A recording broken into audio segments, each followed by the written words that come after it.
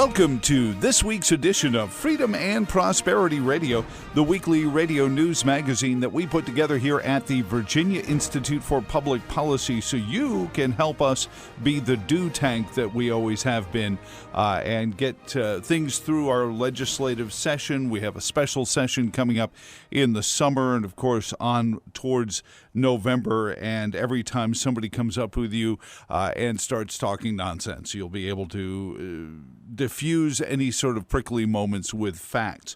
Our first guest this week is back on the program, Legislative Counsel for the Gun Owners of America, Mike Hammond. Welcome back, Mike. How are you doing, sir? Thanks. Hello, Joe. Hello, freedom-loving Americans. Amen to that. And we're going to get into some specifics, Texas specifically, but I want to ask you as an abstract, the more the media and the progressives in both political parties try to create a narrative that America should be an unarmed nation and we should just wait for the government to come and take care of any issues we face, I watch gun sales skyrocket month after month after month. Is this, if this was a consulting firm, they'd have lost their job by now because it seems to be having the opposite impact on Americans. Yeah, there was an interesting article in the New York Slimes this Sunday. My logo is, I read it so you don't have to, about how alarmed they were that notwithstanding their best efforts, gun sales had gone up and up and up and didn't seem to be abating. They point out that during 1 week this spring, 1.2 million firearms had been recorded by the instant check system. That was more or less stable since they hit the 1 million mark about a year ago, and it was really alarming to them that, notwithstanding the fact that the liberal media has spent a lot of time trying to encourage people not to have firearms, the objective evidence shows that not only have massive numbers of increased Americans chose to buy firearms, I think they said it was up to 38% of households, and that's probably, quote, conservative, close quote. And they mention that greater and greater number of first-time gun buyers were women, were blacks, were Hispanics, and a greater and greater number of gun buyers were first-time gun buyers. And, it's pretty obvious why this is. In places like Philadelphia particularly, gun haters see mobs coming down their street, burning everything in sight. They huddle with their family and pets and listen to announcements by the government that the government's not able to protect them. Right.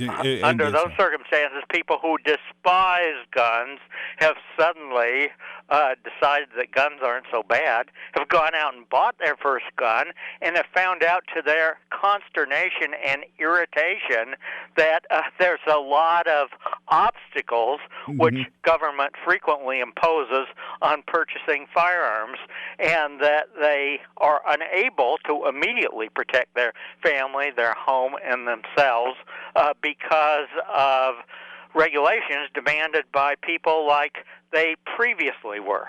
Well, and I've talked to gun store owners who anecdotally have told me that very thing is, even here in Virginia, they're filling out the background check information, and they'll look at the proprietor and say, I had no idea you had to go through all this. I guess they just thought it was like going into any other section of Walmart and picking up, some sundries. Well, it's like Bloomberg says, it's easier to buy a real gun than it is to buy a toy gun.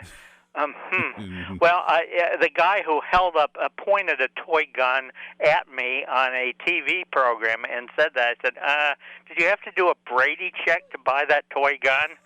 And he admitted that he didn't. No, it's very true.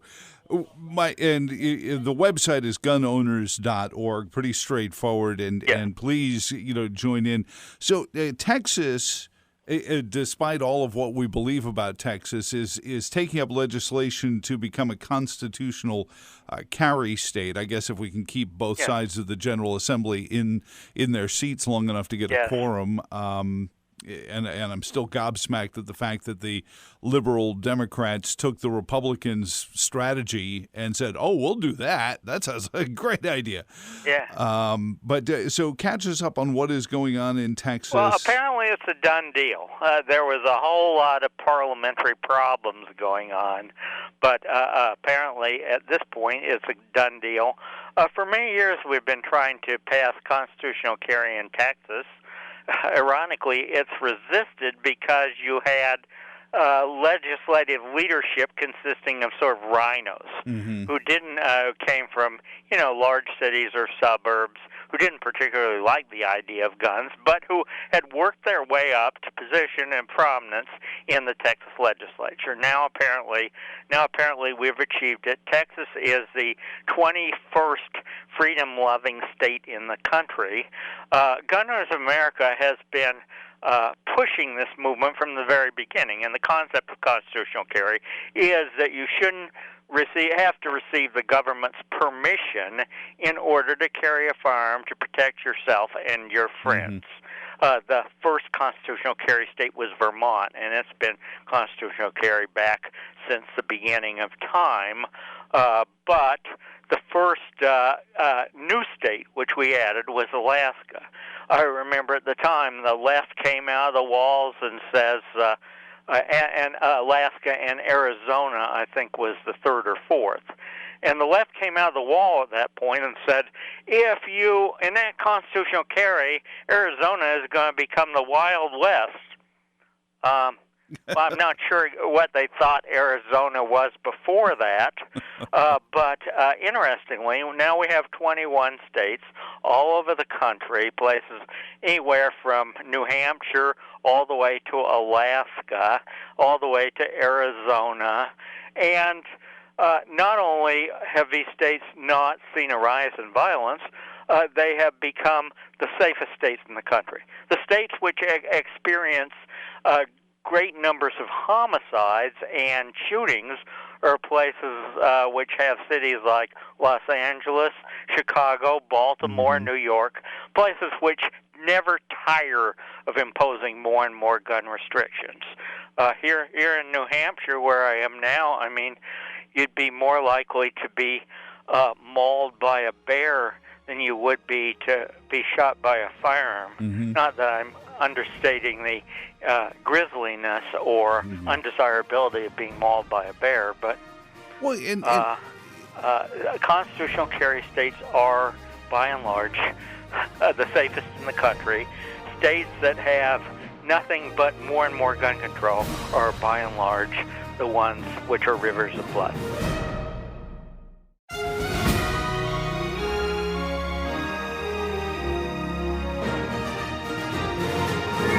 Mike Hammond, Legislative Counsel for Gun Owners of America, on this week's Freedom and Prosperity radio program this week.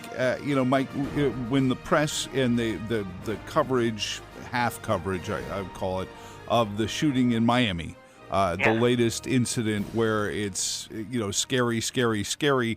The people who did this, I'm fairly sure, drug gangs, it appears. These are not the people who are applying for concealed carry permits from the state government. Yeah, no, nor the people who are going into gun stores and filling out Brady check forms. Yeah.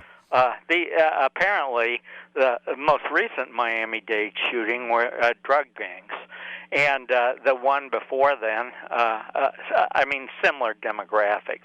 The interesting thing about Florida, of course, is that after Parkland, a bunch of kiddies marched from Broward County to Tallahassee in order to demand gun control. And they got a lot of it, weeping about the deaths of their fellow students and things like that. Incidentally, it was illegal to have a gun in a school, and it's been illegal federally since 1996, but that apparently didn't stop the killer. Right. So they marched to Florida and said, if we have more gun control, maybe we'll be safer. And the Florida legislature, trembling behind their desks, dutifully enacted a lot of it. They particularly enacted red flag gun confiscation laws, encouraging police to invade the homes of law-abiding Floridians in the middle of the night. And they did that notwithstanding the fact that there is an indication that it's pretty unconstitutional. But they passed that. They have enforced it liberally, and I mean that in every sense of the word, and yet it doesn't seem to have succeeded in making Florida safer. Colorado, of course, has the same thing. It didn't stop the shooting in Boulder, Colorado. No. California has the same thing. It didn't stop the BART shooting in San Jose. Gun control has been, well, I'm repeating myself. It's been about as effective as any government action, which is not effective at all. So we have Florida, which has enacted gun control. The gun control hasn't been effective. The sheriff of Dade County, I guess, coming out and screaming that we need more gun control. We need to start registering guns through these universal background check legislation. We need to start banning guns. We need to do all these other things that places like California have done and New York have done and Illinois have done to no effect whatsoever. Well, and you'll wind up just with the drug gangs with guns, and the rest of us. They'll always have guns. Yeah. They'll always have guns, and they won't get them from gun stores either. They'll get them from the black market. Chicago has shown that, if it hasn't shown us anything else. Let's go into we were talking about Texas becoming a constitutional carry state. Just the opposite. The Supreme Court is taking up the case of gun owners in New York State. Pushing back on the idea that they're guilty until proven innocent. You talk about an unconstitutional concept, that they have to prove necessity to the state. But New York isn't the only place that does that, though. No, there are about half a dozen states. This is a case brought by the New York Rifle and Pistol Association. And it challenged New York's law, saying that if you want to take your gun outside of your home, you need a permit. And incidentally, we're only going to give a permit to the rich and famous. If you're rich, famous, well-connected, if you know Governor Cuomo, then you may be able to get your Second Amendment rights. Otherwise, you're not. And in the country, there are various types of states. There's the constitutional carry states. Now there are 21, as we talked about. There are the shall-issue states, which say you have to have a permit, but the government is required to give you the permit unless there's some objective reason to deny it. That's about half of the remaining states, maybe a little more. And then there are the states that say you have to have a permit and the government isn't required to give you one, even if you comply with objective criteria. There are some of those that are nastier than others, but states like Hawaii, California, New York take the position that they use a standard called need, if you need a gun. But by and large, they interpret it to mean you need a gun if you're very rich or very famous or very politically well-connected. The Supreme Court has, in an extraordinary move, said we're going to hear the appeal to the Second Circuit saying that law is okay. We're going to consider whether it's okay. That means that at least 4 justices of the Supreme Court thought it probably wasn't okay, and my guess is more.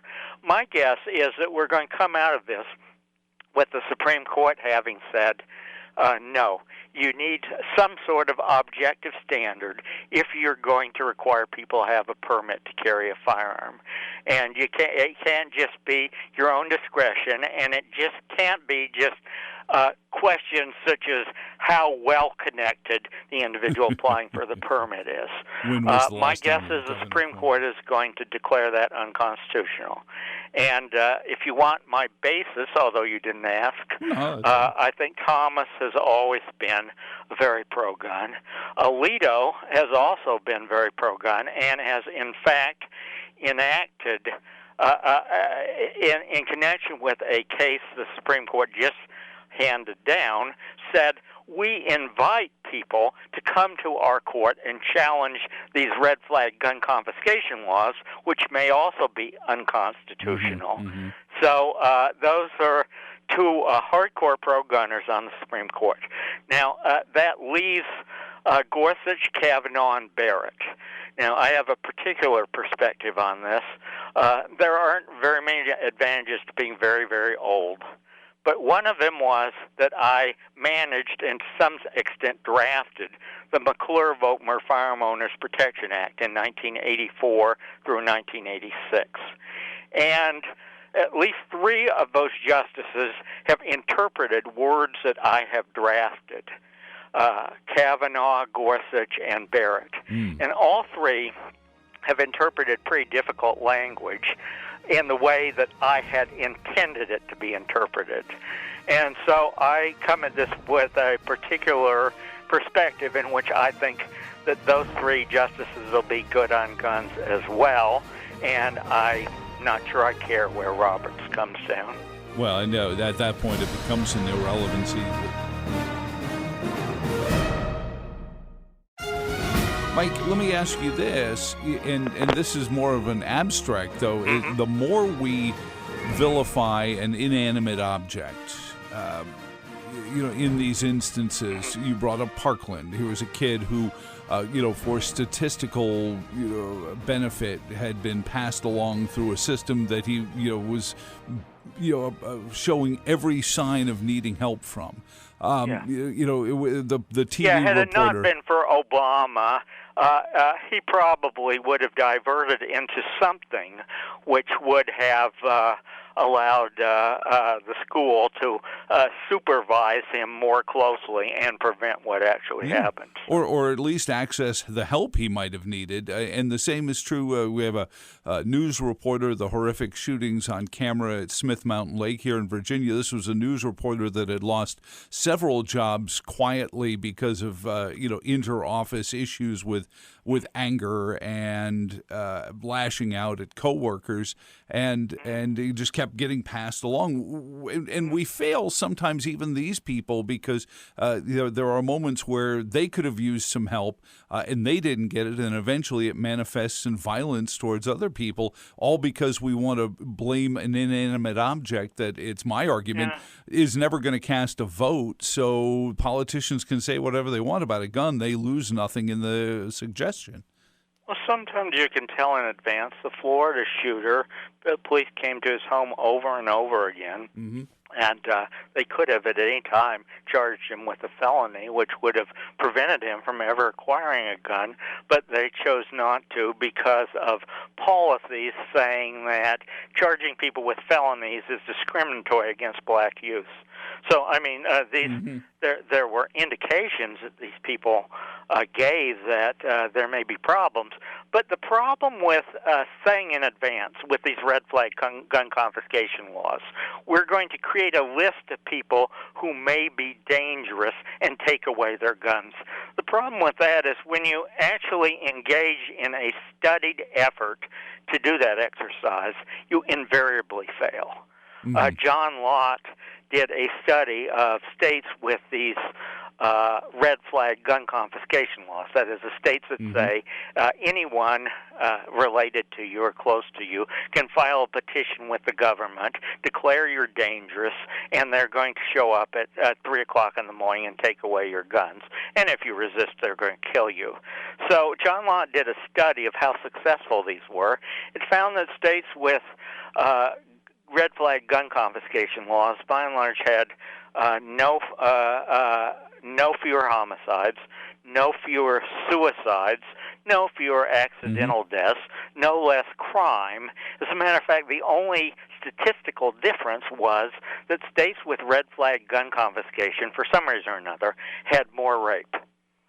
Interesting. So every indication is that it may be that you can set up a system of predicting future crimes, as in Minority Report, but the government has proved to be universally unsuccessful in determining who's dangerous and who's not. And to be fair as well, and I feel horrible that I have to, qualify this statement because it should be a foregone conclusion, as with anything a free citizen does, they should learn to do it the best way and the most thorough way possible. Gun owners need to train, gun owners need to practice, gun owners need to, school themselves up on their firearm safety and even just their personal security, so they don't wind up in a situation where they need to use their firearms, Mike. And I think, a little bit, we restrict access to gun ranges. The New York law did that as well. Yeah, I learned in junior ROTC to do that, and there was no law saying they had to teach me to do it, but I did. And for generations, kids have been taught by their parents, by their father, how to safely and responsibly use a firearm, how to hunt, how to fish, and so on and so forth. The interesting thing is that those people who whine gun safety all the time have made it very, very difficult legally under a provision called 18 U.S.C. 922X to teach your kid the safe and responsible use of firearms in connection with a hunting trip. They have virtually outlawed that unless you cross every T and dot every I. They've virtually outlawed it, and then they whine, well, why aren't people better trained? Well, because you don't want us to be. Yeah, because you hate guns because the exercise is not for liberals to get conservatives trained in guns. The exercise is to remove guns from the hands of civilians. That's the real exercise. And I guess, at some point we're going to wind up with a self-defense case where, where is your due process when something happens and you have to defend your home. Having lawyers ready, it can be a very expensive process. I know this, that if you do ever have to defend yourself with a firearm, it could be dauntingly expensive to even challenge the state's assertion that what happened is what your story is what actually happened. Yeah, I know. Having lunch with my lawyer in probably a week, and by and large, for my lawyer for you to walk into her office, it will cost you $20,000 to start out with. Wow! And so, most of the time, when the left imposes a barrier to exercise of Second Amendment rights, people just don't have the money. Mm-hmm. And this red flag gun confiscation law is not to go after them again, yeah. But the government says you have due process because even though we show up at your house in the middle of the night, seize your guns, ransack your house, and if you don't cooperate, shoot you, you can, if you survive, come back in a month and hire a lawyer for $20,000 and contest the government's judgment in raiding your house. Well, how many things are wrong with that? First of all, there's the if you survive proviso. Secondly, most people, and certainly a lot of gun owners, don't have $20,000 squirreled away in order to buy a lawyer to vindicate their rights. Mm-hmm, mm-hmm. Well, and to begin with, the essence of guilty until proven innocent. I mean, this is what you're. Yeah, that's.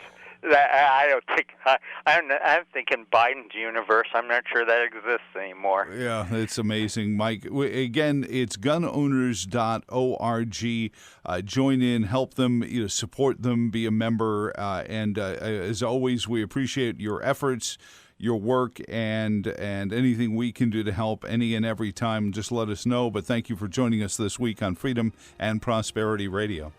Thank you, Joe. So what about these COVID passports? Lori Roman joins us next, president of the American Constitutional Rights Union, to get into whether or not COVID passports are legal and what could they be the harbinger of even more restrictive measures. Next on Freedom and Prosperity Radio.